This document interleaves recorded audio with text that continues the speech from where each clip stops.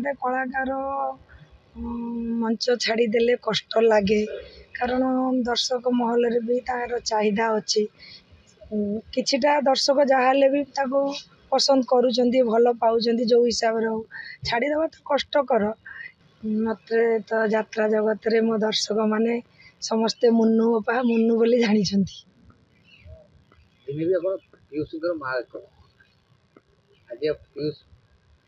यात्रा तो छाड़ी दे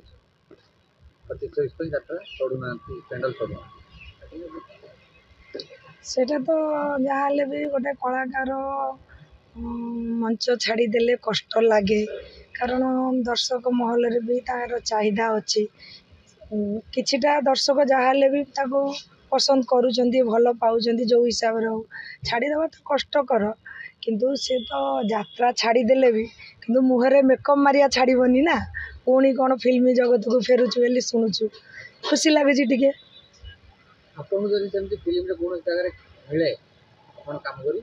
ना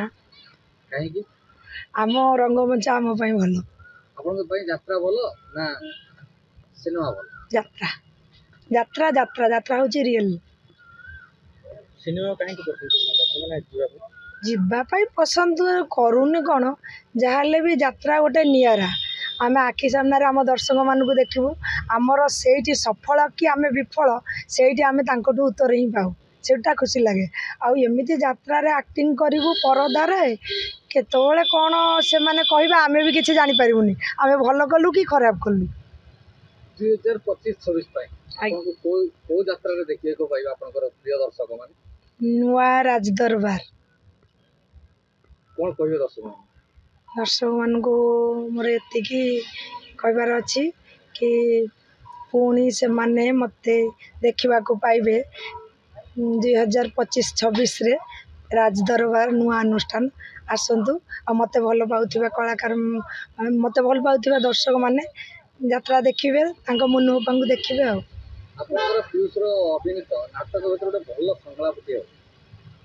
मु केन्द्रापड़ार बाबा पीयूष सहित तो मोर कांदार नाला गोटे केवल भाइराल होता से केन्द्रापड़ार बाबा करी किंतु कांद नहीं ता सहित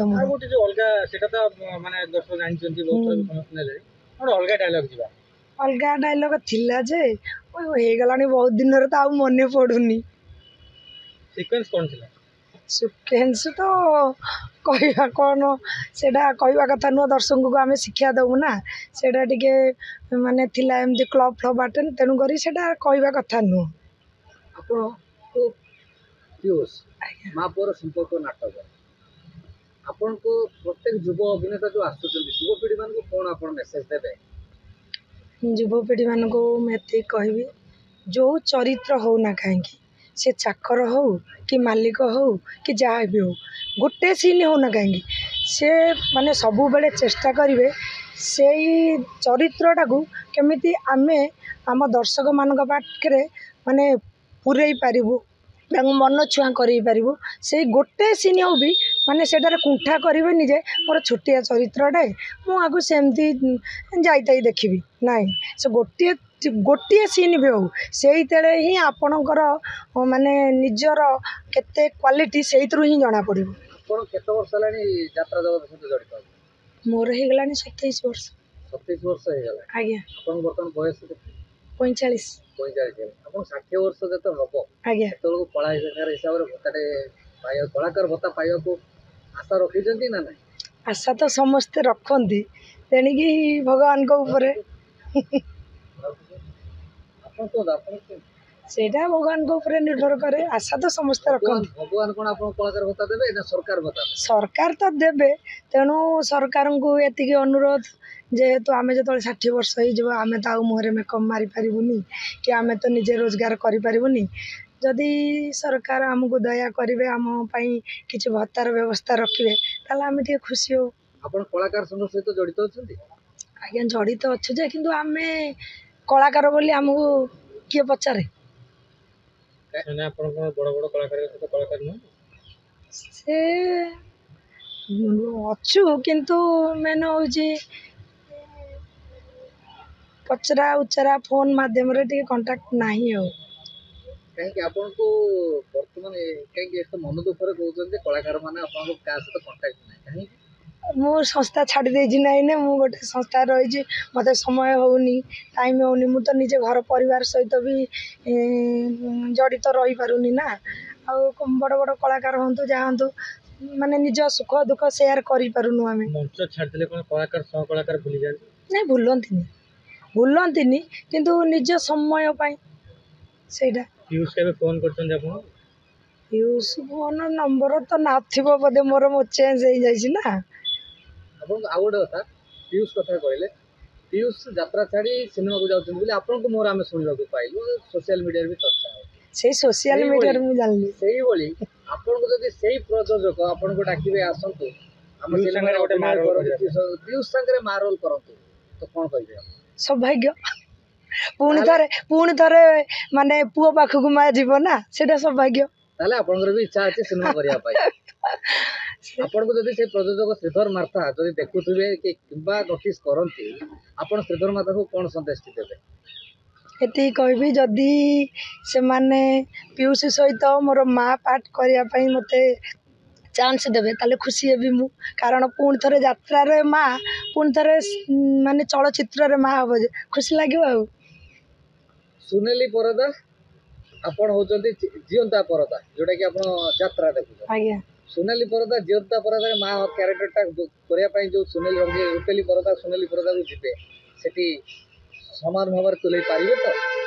ସେଇଟା ମାନେ ପ୍ରଥମେ ଆମକୁ ମାନେ ଦେଖିବାକୁ ପଡ଼ିବ, କାରଣ ଏଠି ନିଆରା ସେଠି ନିଆରା, ହବ ନହବ ସେଇଟା ମାନେ ଆଗ ଟିକେ ଦେଖିବାକୁ ପଡ଼ିବ ନା। ସେଠି ସାମ୍ନାରେ ଦର୍ଶକଙ୍କର ଗାଳି ସହିତ ତାଳି ଖାଇବେ, ସେଠି ପରଦା ପଛରେ ଗାଳି ତାଳି ଖାଇବେ, କୋଉଟା ଆପଣଙ୍କୁ ଭଲ ଲାଗିବ? ଆମ ସାମ୍ନା ଗାଳି ତାଳିଟା ଆମକୁ ଜାଣିଦିଏ ଯେ ଆମ ଚରିତ୍ରରେ ଆମେ ଠିକ୍ ଅଛୁ କି ନାହିଁ। ବର୍ତ୍ତମାନ ଯାତ୍ରାର ସ୍ଥିତି କ'ଣ? ଆପଣ ଦେଖୁଥିବେ ସୋସିଆଲ ମିଡ଼ିଆରେ ନିଶ୍ଚୟ ଭାବରେ କଳାକାର ସଂଘ ହୁଅନ୍ତୁ, ଶ୍ରମିକ ସଂଘ ହୁଅନ୍ତୁ, ମାଲିକ ସଂଘ ହୁଅନ୍ତୁ, ଯେକୌଣସି ସଂଘ ଗୋଟେ ଗୋଟେ କରୁଛନ୍ତି, ସମସ୍ତେ ବର୍ତ୍ତମାନ ରାଜରାସ୍ତା ବଦଳିଲେଣି। ତ ଭବିଷ୍ୟତରେ କ'ଣ ଅଛି ଯାତ୍ରାର? ଯାତ୍ରାର ଭବିଷ୍ୟତ କ'ଣ? ଯାତ୍ରାର ଭବିଷ୍ୟତ ବହୁତ ଦୁଃଖ ଲାଗିଲାଣି। କାହିଁକି ନା, କଳାକାର କାହା ପାଇଁ ମନୋରଞ୍ଜନ କରେ? ଦର୍ଶକମାନଙ୍କ ପାଇଁ। ମାଲିକମାନେ ଦୁଇ ପଇସା କାହା ପାଇଁ ପାଉଛନ୍ତି? ଦର୍ଶକଙ୍କ ପାଇଁ।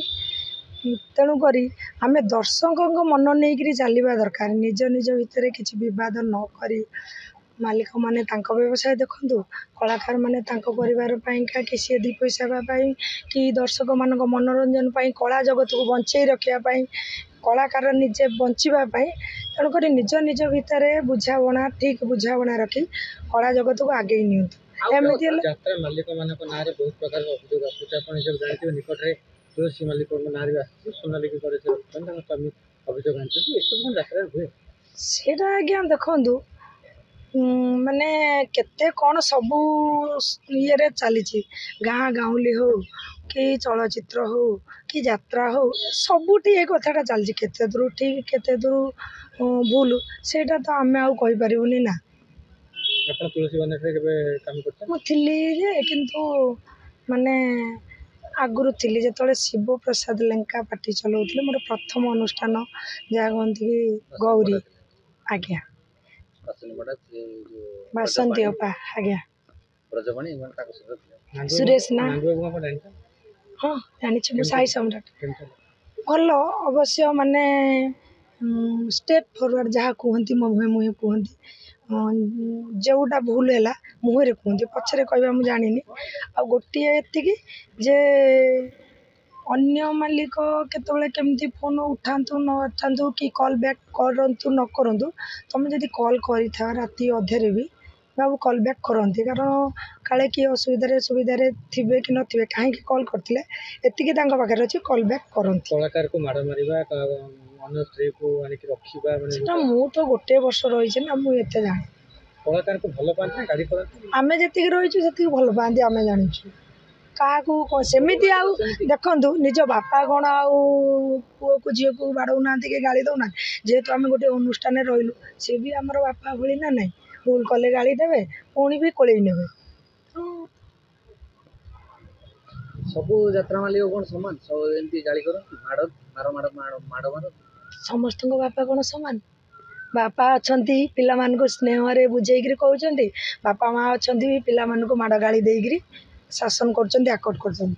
ଆଉ ଗୋଟେ କଥା, ଆପଣ କିଛି ସମୟ ଆଗରୁ କହୁଥିଲେ ଦର୍ଶକମାନେ, ବର୍ତ୍ତମାନ ଯୋଉଭଳି ଭାବରେ ଯାତ୍ରା ଅନୁଷ୍ଠାନର ମାଲିକମାନେ ଯୋଉଭଳି ଭାବରେ ରାତିକୁ 3 ଲକ୍ଷରୁ 3.5 ଲକ୍ଷ 4 ଲକ୍ଷ ପର୍ଯ୍ୟନ୍ତ ରାତିକୁ ନେଲେଣି, ତାକୁ ନେଇକି ଦର୍ଶକଙ୍କ ପାଇଁ ଟିକେଟର ମୂଲ୍ୟ 500 ଟଙ୍କାରୁ ଉର୍ଦ୍ଧ୍ୱ ହେଲାଣି। ଗୋଟେ ଦର୍ଶକଟେ ଆସିବ ଦେଖିବା ପାଇଁ ନା, ଭାରି କଷ୍ଟ। ଏଇ ଯୋଉ ସିଚୁଏସନଟା ଆସୁଛି, ଏଥିପାଇଁ ଦାୟୀ କିଏ? ଦାୟୀ ଆଜ୍ଞା ଉଭୟ ଦାୟୀ, କଳାକାର ଦାୟୀ, ମାଲିକ ଦାୟୀ। କାହିଁକି ନା ବଳି ପଡୁଛି କିଏ? ଦର୍ଶକ ବଳି ପଡୁଛନ୍ତି, କମିଟି ମାନେ ବି ବଳି ପଡୁଛନ୍ତି। କାରଣ ଯେହେତୁ ସେମାନେ ସେମାନଙ୍କର ମନୋରଞ୍ଜନ ପାଇଁ ଗୋଟେ ଅନୁଷ୍ଠାନ ନେବେ ନା, ମାଲିକମାନେ କଳାକାରଙ୍କ ଦରମା ଅନୁସାରେ ମାଲିକମାନେ ବାଧ୍ୟ ହେଉଛନ୍ତି ଟିକେଟ୍ ବଢ଼େଇବା ପାଇଁ। ଆଉ କଳାକାର ବି ନିଜ ଚାହିଦା ଅନୁସାରେ ସେମାନେ ବି ଡିମାଣ୍ଡ କରିବେ ନିଜ ମାନେ ଦରମା ପାଇଁ। କିନ୍ତୁ ଏଥିରେ ବଳି ପଡ଼ୁଛନ୍ତି ପ୍ରକୃତରେ ଦର୍ଶକ ଆଉ କମିଟି ଭାଇମାନେ। ଆମେ କିଛି ଦିନ ତଳେ ଯାଇଥିଲୁ ଖବର ପରିବେଷଣ କରିବା ପାଇଁ ତିତିପ ବ୍ଲକ। ସେଠି ତାଙ୍କର କରୁଛନ୍ତି, ତାଙ୍କର ଆମର ଯୋଉ ପଣା ଉତ୍ସବ କରନ୍ତି, ସେଥିରେ ପୁଣି ଫ୍ରି ସେଲ୍ କରୁଛନ୍ତି। ଗୋଟେ ପାର୍ଟି, ସବୁ ବଡ଼ ବଡ଼ ପାର୍ଟି ନେଉଛନ୍ତି, ରାତିକୁ 3 ଲକ୍ଷ 3.5 ଲକ୍ଷ ଟଙ୍କା ନେଉଛନ୍ତି। ଆପଣ ଚିନ୍ତା କରନ୍ତୁ, ଗୋଟେ ଯାତ୍ରା ପାର୍ଟି ଯୋଉ କମିଟିକୁ କହିବା କଥା, ଏଟା ତ ଆମେ କହୁନୁ, କମିଟି ଲୋକଙ୍କର କହିବା କଥା, କମିଟି ମେମ୍ବର ମାନେ କହିବା କଥା କି ରାତିକି ଆମେ 3 ଲକ୍ଷ 3.5 ଲକ୍ଷ ଟଙ୍କା ଯଦି ଦେଲୁଣି, ଆମେ ତ ଟଙ୍କାଟେ ପାଇବାର ନାହିଁ, ମାଲିକମାନେ ଶୁଣିବାର ନାହାନ୍ତି। କିନ୍ତୁ ଆଜି ଏମିତି ପରିସ୍ଥିତି ହେଲେ ଆଉ ଯାତ୍ରା ଆଣିବା ଅସମ୍ଭବ ରହିଛି। ଏଟା ତାକୁ ନେଇ ଆପଣ କ'ଣ କହିବେ, ଠିକ୍ ନା ଭୁଲ? ନିଶ୍ଚୟ ଠିକ୍, କାରଣ ସେମାନେ ବଞ୍ଚିଲେ ତ କାହାକୁ ବଞ୍ଚେଇବେ। ସେମାନେ କମିଟି ଭାଇମାନେ ନିଜେ ବଞ୍ଚିଲେ ତ ମାଲିକ ବଞ୍ଚିବେ, ମାଲିକ ବଞ୍ଚିଲେ କଳାକାର ବଞ୍ଚିବେ ନା ନାହିଁ। ସେମାନଙ୍କର ଯଦି ନିଜକୁ ସୁହାଇଲା ଭଳି ସେତିକି ରାତିକେ ହବ ପଇସାଟା କଲ୍, ସେମାନେ ସିନା ପାର୍ଟି ନେବେ, କଳାକାରଙ୍କୁ କି ମଞ୍ଚସ୍ଥ କରିବେ। କଳାକାରମାନେ ଚଢ଼ା ଦରରେ ରେଟ୍ ନେଉଛନ୍ତି, ମାଲିକ ଦେବ କେମିତି? ସେଇଟା ବି ସତ କଥା, ମୁଁ ତ ସେଇ କଥାଟା କହିଲି ନା। ଆପଣ ଯେମିତି ଦେଖିବେ IPLର ମ୍ୟାଚ୍ରେ ଯେମିତି ନିଲାମ କରାଯାଏ ତାଙ୍କ କ୍ରିକେଟିୟର ମାନଙ୍କୁ, ସେମିତି ଯାତ୍ରାରେ ସେମିତି ନିଲାମ ଭଳିଆ ଚାଲିଛି। ଏଟା ଠିକ୍ ନା ଭୁଲ? ଠିକ୍। କ'ଣଟା ଠିକ୍? ନିଶ୍ଚୟ ଏଇଟା ମାନେ କଳାକାର ଯେଉଁ କହୁଛନ୍ତି ଦରମା ବଢ଼ିବା କଥା, ସେଇଟା ଠିକ୍। କ'ଣ କରିବା, ସେଇଟା ତ ଚାହିଦା ଅନୁସାରେ ମାଲିକମାନେ ବି ତ ବଢ଼େଇକି ନେଉଛନ୍ତି ନା। ଗୋଟେ ଲିମିଟ୍ ରହିବା ଦରକାର ନା। ଯୋଉ ଆଜି 50 ବର୍ଷର 60 ବର୍ଷର ଲୋକଟା ହିଁ ଆଜି ହିରୋ ହବ, ସିଏ ହିଁ ମୋତେ କହିବ କୋଟିଏ ଟଙ୍କା ଦିଅ, ସେଇଟା କ'ଣ ଠିକ୍ କି? ଆଜ୍ଞା ସେଇଟା ତ କଳାକାରମାନଙ୍କର ଇଏ ନୁହଁ ନା। ସେଇଟା ମାନେ ଦର୍ଶକମାନେ ଯଦି ଚାହୁଁଛନ୍ତି ଯେ ଏଇ କଳାକାର ରହିଲେ ଆମେ ପାର୍ଟିଟା ବୁକିଂ କରିବୁ। ଦର୍ଶକ କ'ଣ ଆଜି ବି 60 ବର୍ଷ 50 ବର୍ଷର ଲୋକଙ୍କୁ ହିରୋ ବୋଲି ଚାହୁଁଛି? କେତେ ଚାହୁଁଛନ୍ତି, କେତେ କାଂଶ ଚାହୁଁନାହାନ୍ତି। କାହାର କୋଉଟା କିଏ ପସନ୍ଦ ସେଇଟା ଆମେ ନାଉ।